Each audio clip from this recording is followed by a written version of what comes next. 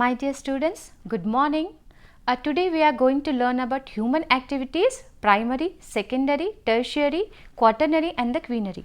As we have discussed in the first class, that is introduction to human geography and the major themes, we have discussed about the definition of the human geography, right? So what is the definition of the human geography? The geography which is being created by the humans, or else we can also define like this: the human geography studies the interrelationship between physical environment as well as the socio-cultural environment created by the humans with the help of or by using the natural resources which are existing on the physical environment, right? So how the human beings are creating socio-cultural environment on the physical environment? With the help of human activities. So what are those human activities? Now we are going to discuss those human activities or human economic activities now in this class, like primary, secondary, tertiary and the quaternary and the quinary. So what does it mean actually? What does it activity mean? The activity is nothing but some sort of work, some sort of task. That means every person is engaged in one or the other activity. That activity might be income generative, that activity might be satisfying the needs of the people, that activity might be anything, but the activity is nothing but the function or the task or the work carried out by the humans for achievement of the certain goals. Let us discuss the definition which has been given by the Anderson in 1989, who was a psychologist. He has given the like this: the activity is having the three features. First one is the direction, that is human activities are purposeful and the directed to situation of the specific goals, isn't it? The next feature is decomposition. What do you mean by decomposition?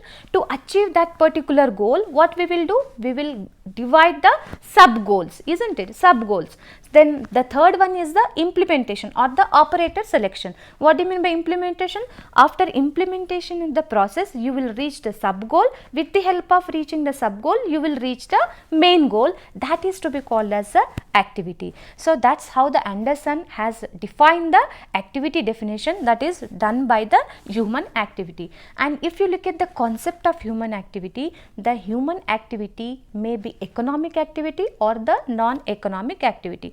What do you mean by economic activity? The economic activity example is employment, a trade or the transport or the industry. These all will come under the economic activity, whereas the religious and the social activities and the patriotic activities will come under the non-economic activity. Let us discuss what is economic activity and the non-economic activity in detail in further slides. So all the human activities driven by the rationality and the logic. So this is the beautiful picture which will distinguish between the economic activity as well as the non-economic activity. You can see in the non-economic activity, they are meeting with the friends, they are going in the park, and these all, maybe it is activity, but it is in non-economic nature. In the economic activities also, you can see they have sit in the laptop, they are doing something work in the offices. This all will come under the economic activity. So if you look at the characteristics or the feature of the economic activity, as I said you, in the economic activity there will be the employment. When you see, we are all employees, even though, so we are working in the office, what do we get? We will get the salary, isn't it? So activities or the economic activities are, what is the characteristic of the economic activity? Those are income generative. Why do we generate the income? Because we will go for the work, we will do the work and the income will be generated, isn't it? So that is the first principle of the first characteristics of the human economic activity. And the second one is that production in nature. That means, for example, in the economic activity, as I said, the employment as well as the industry and the transport, isn't it? For example, some individual has established some industry, isn't it? What he will do? He will produce the goods, isn't it? So that's what industry or the economic activity is, production in nature, which is another characteristics of the human economic activity. Like this, industry is not only income generative but also wealth producing activities. So income generative is something related with salaries, but capitalistic income will come under the wealth. After, if you save the income, that will become the wealth producing activities, isn't it? As well as the satisfying human needs. So all the human activities are aimed to satisfy the needs of the people and as well as the wants of the human being. Then another characteristics are societal developmental activities. So the human activities are not only meets the needs of the people, but also they will contribute in the economic development of the society. So the saving, investment, wealth and recreational activities, these all will come under the economic activities. Let us discuss the classification of the human activities. So basically the human activities are classified based on the purpose, like performative activities and the interactive activities, but the activities, the human economic activities which are classified based on the purpose or the ownership or the working condition are like this: the primary economic activities, secondary economic activities, tertiary economic activities, quaternary economic activities and the quinary economic activities. So basically three categories are there: primary, secondary and tertiary. Again the tertiary economic activities have been reclassified into the quaternary economic activities as well as the quinary economic activities. Let us discuss one by one very quickly, right? So let us go for the so this picture will give you the glimpse of the entire today's class. So primary sector, mainly whenever I am saying the primary sector or the primary economic activity, you should able to remember that the resource based and the extraction activity. If you go for the secondary sector, you should able to remind that the manufacturing sector, then the tertiary sector will be service sector and the quaternary will be knowledge based activities and the quinary is based on the intellectual based macro level activities, isn't it? Within one slide we can say entire class. This is the representation. Then if you go for further details in the primary economic activities, these are the activities which are activities which use the resources directly from the nature and they will produce the raw materials, isn't it? So the produced raw materials which will be input to the secondary economic activities. That means they are closely associated with the nature, that is primary economic activities. Example: farming, fishing, forestry, mining and the gathering all materials, these all will come under the primary economic activities which will collect the natural resources from the nature and they will produce the raw materials. Again these raw materials will become the input to the secondary industries, isn't it? So how when we are saying that agriculture is also part of the primary economic activities, but my dear students, let you think that directly we have not habituated to the agriculture. Before the agriculture there was others primary economic activities were there, who are where the primitive societies were engaged in those activities. What are those? The first one is hunting and the gathering. So it is even till today it is practiced in the harsh climates condition. Even till today this is practiced in the Amazon basin as well as the northern fringe of the Australia and everything, where the hunting and gathering mainly gathering was till today it is getting practiced, isn't it? The second is the pastoralism. What is that pastoralism? When the hunting was unsustainable, then human being or the primitive human beings or the primitive economic societies have started the domestication of the animals to fulfill the needs of the population, isn't it? Then coming to the picture of the agriculture, directly agriculture has not come into the existence, isn't it? Before that hunting and gathering and the pastoralism has taken place. Even the agriculture, the first primate agriculture is subsistence agriculture, that means slash and burn agriculture. Then the subsistence agriculture has been modified into intensive subsistence agriculture, then it has been modified into extensive subsistence agriculture. That's how the changes have been taken place in the agriculture itself based on the resources which are available in the physical environment or on the earth surface. Then after that agriculture we have come to the part of the dairy farming, which is a capital intensive activity. The animal sheds storage facilities and fodder and feeding and milking machines add to cost of the dairy farming. Then coming to the part of mining, which is also will come under the primary sector. The mining can be done with the two things, open cast mining as well as the another underground mining. Open cast mining will be done on the surface of the earth, wherein the underground mining will be done in the deeper into the earth. So if you go for the primary sector, then you can talk about the mining, but if you are talking about the agriculture sector, then you should exclude the mining topic. So try to remind this topic. Okay, then if you look at the primary actives little bit into the deeper, then even how the geography is influencing on the primary activities, even till today, based on the location, some type of agriculture is being practiced. For example, I can show you that, for example, in mountainous regions, people might grow crops which are suitable to that particular climatic condition. That's how the geography will play an important role in primary economic activities, isn't it? So they will crop suited for the cooler climates and raise the animals like the goats and the sheep.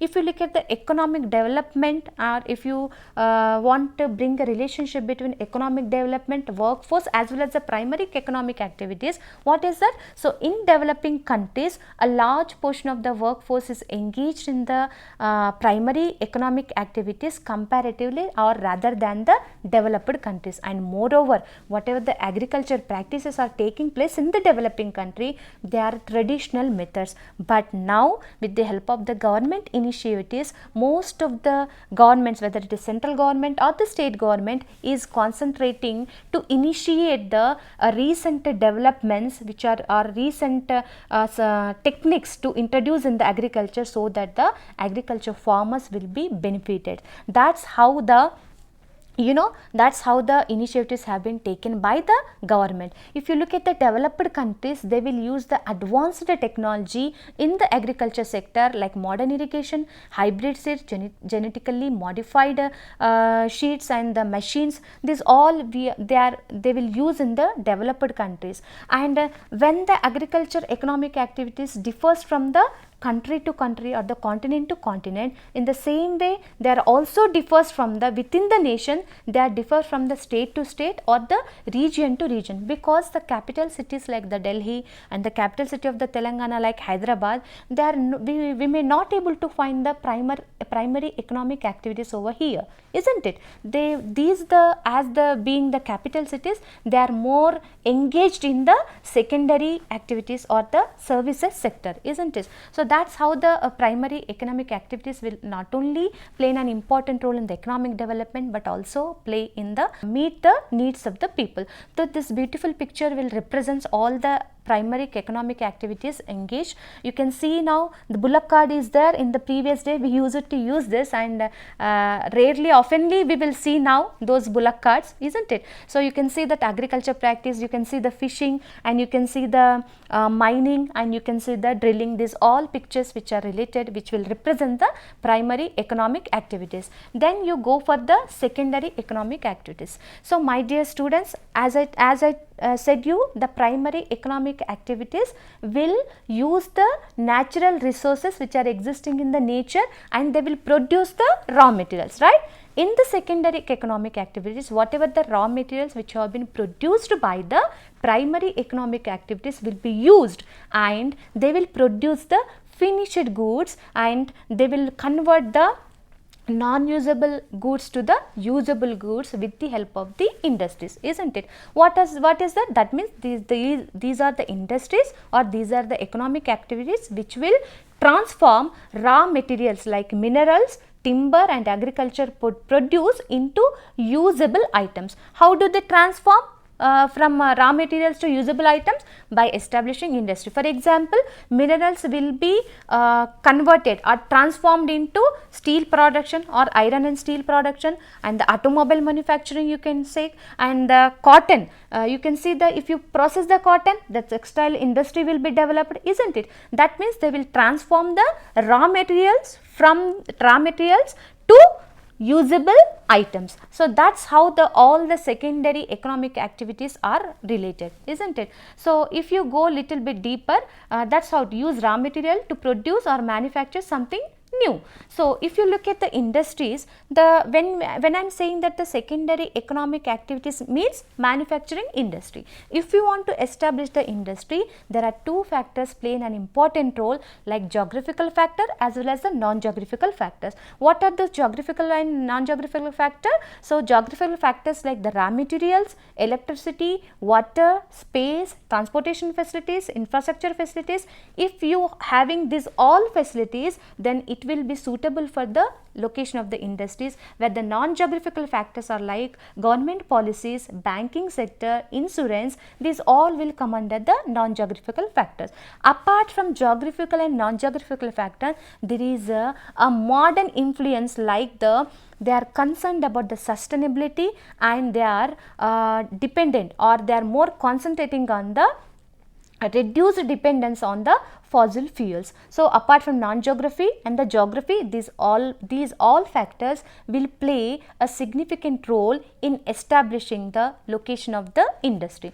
So why we are looking at the geographical factors and the non-geographical factors and the modern factors to establish or to locate the industry? Because all the resources which are existed on the earth surface, they are unevenly distributed. Whenever the resources are there, wherever the resources are there, then only industry can be located. For example, Chota Nagpur plant, it is plenty of minerals are concentrated in that particular region. That's how the Chota Nagpur belt has famous for the location of the industries. Now you can take the examples of the Telangana. As the coal is concentrated in the Singareni region, then that's how the coal mines have been established or located in that particular region. So that's how wherever the resources are there, location and the industries will be located in those particular region. For example, if the forest is there, isn't it, we will get the resources from the forest or the raw materials from the forest. That means that particular area is suitable to locate the forest based industries. If the agriculture is there, in and around the agriculture, whatever the raw materials we are getting, that area is suitable to establish or locate the agriculture based industries. Like if the minerals are there, that area is suitable to locate the mineral based industries. That's how, based on the raw materials, we will establish or we will locate the industries, the location or the manufacturing. This all will come under the secondary economic activities. Apart from these traditional industries, we are having the emerging industries, like keeping in view of the sustainability, we are having to reduce the fossil fuel emissions into the atmosphere. We are concentrating on the renewable energy resources as well as the food processing industry. So then what is the role of development of the secondary economic activities in the development? Yes, of course, the role of secondary economic activities there in development of the economy or development of the nation. So due to this secondary economic activities, what will happen? Entire urbanization will taking place. When the urbanization is taking place, that urbanization will transform the rural region into the city or the towns, isn't it, which will shape the economy by increasing per capita income and by usage of advanced technology and fostering.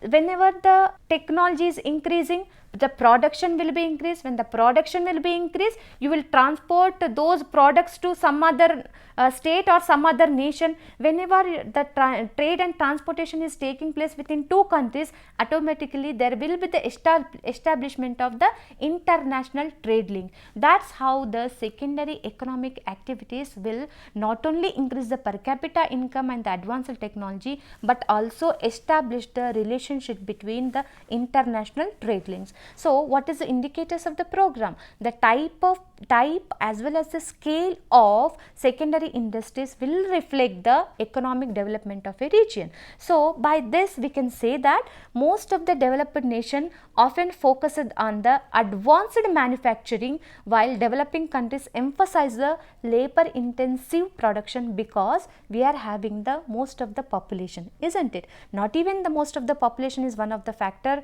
to the labor intensive program.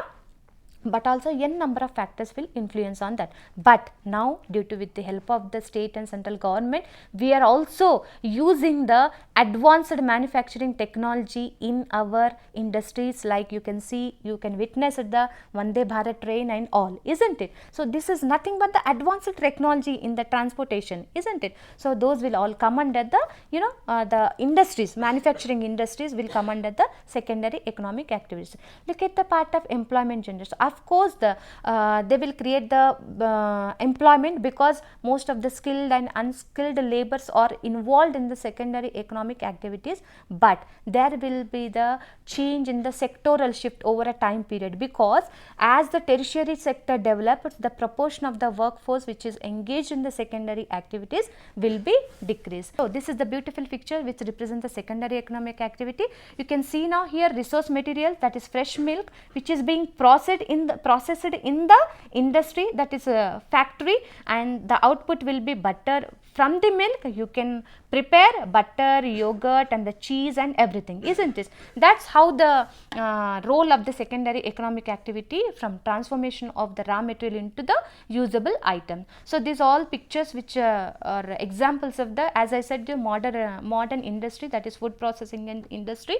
This is a picture of the beautiful picture of the secondary economic activities. Now coming to the part of tertiary economic activity, I'll ask you a question. See, whenever you are ill, you are go to the doctor. When you need the legal advice, you will go to the lawyer, isn't it? So whenever you will learn something, you will go to the, or you will get the degree or something, like you will go to the classrooms, or you will go to the teacher. So what are those? Lawyer, doctor and the teacher. Who are there? They are providing services to human being to fulfill your needs, isn't it? Though the service sector will be termed as the tertiary sector. So if you look into the details of the service sector, so focuses on connecting producers to consumer through trade and transport and the business, and the whatever the healthcare system is there, education system is there, banking system is there, these all will come under the tertiary economic activities. Okay, so the tertiary economic activities, who are the professionals which are there in tertiary economic activities? Like doctors, like lawyers, the bankers, and these all will come under the, and the clerical staff will work for that. So those all people will come under the tertiary economic activities. So example, the supporting staff or the specialists who are supporting in the agriculture, such as research scientists, engineers designing farm tools, and employees in market selling farm related products, those will also come under the examples of the professionals who are working in the tertiary economic activities. What is the role of tertiary economic activities in the economy?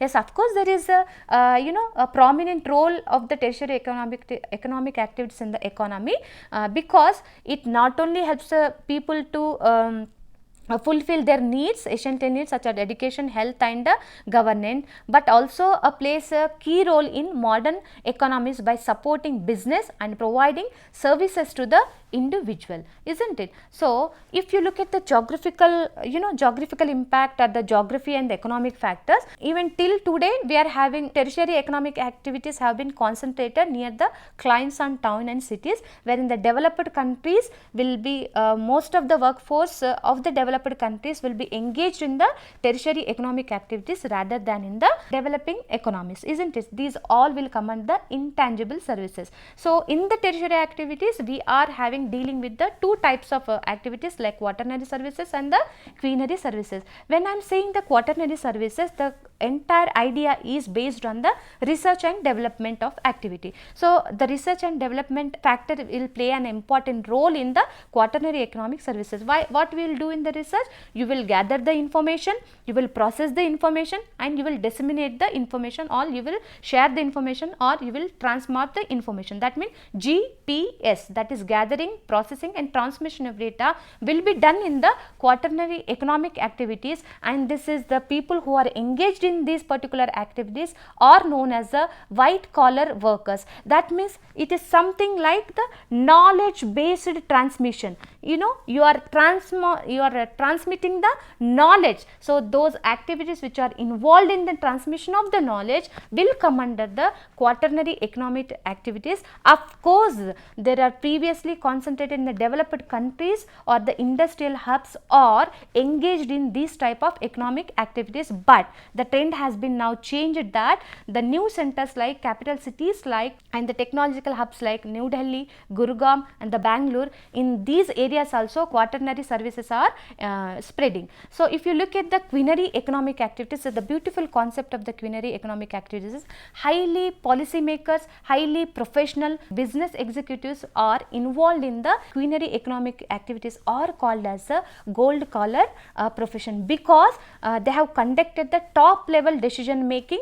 Policy planners, these operated at various level like regional, national and the local and the international level. And the beautiful concept I want to tell you is that in the previous you may have learned you may have come across the BPO, business processing outsourcing, but in the same way what you are doing in the quinary economic activities, knowledge, KPO, knowledge processing outsourcing. For example, you are sitting in the Bangalore, yeah, I am sitting here, I am sitting in the Hyderabad, but I can solve the problem which has been raised in somewhere Canada or USA, isn't it? That means you are transferring knowledge, that is knowledge processing outsourcing will be possible due to the information technology, and these will come under the quinary economic activities. That means focuses on the leadership, decision making and the innovation shaping the economic structure of the regions and the nation. So if you look at the growth of the quinary economic activities from past 40 years, the quinary economic activity is developing like anything. That means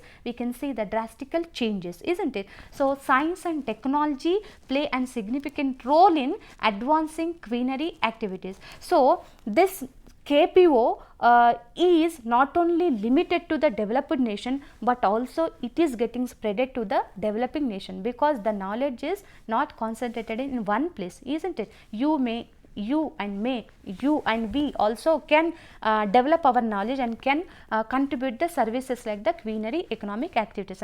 How this is possible?